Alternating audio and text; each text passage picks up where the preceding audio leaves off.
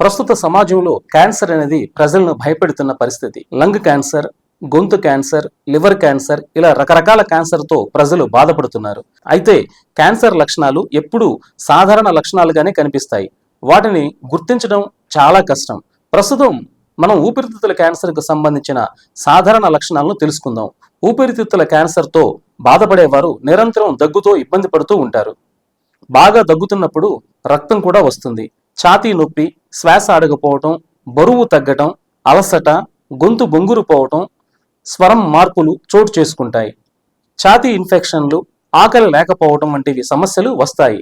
ఇక ఊపిరితిత్తుల క్యాన్సర్కి సంబంధించి ఇతర లక్షణాలను చూసినట్లయితే చేతులు లేదా కాళ్ల తిమ్మిర్లు కూడా ఉంటాయి, లేదా శరీర బలహీనత వస్తుంది, ఎముకల నొప్పి వస్తుంది, దీర్ఘకాలిక దగ్గు, తలనొప్పి వంటి సమస్యలతో ఇబ్బంది పడతారు.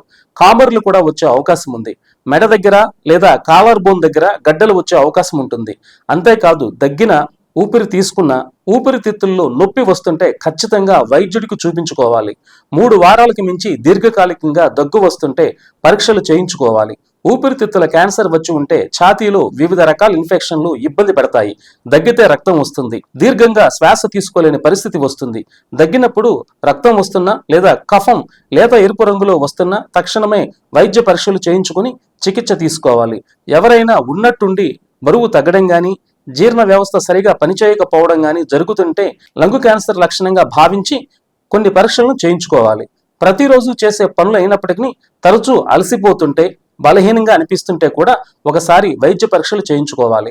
క్యాన్సర్ విషయంలో నిర్లక్ష్యం మంచిది కాదు. ముఖం, గొంతువాపు, గోళ్ల రంగు మారటం, ఛాతీ, భుజాల నొప్పులు వస్తే కూడా ఖచ్చితంగా పరీక్షలు చేయించుకోవాలి. క్యాన్సర్కు ఇతర అనారోగ్య పరిస్థితులు లాంటి సాధారణ లక్షణాలే ఉంటాయి. కాబట్టి క్యాన్సర్ విషయంలో నిర్లక్ష్యం చేయకుండా వైద్యుల వద్ద పరీక్షలు చేయించుకొని చికిత్స తీసుకోవాలి.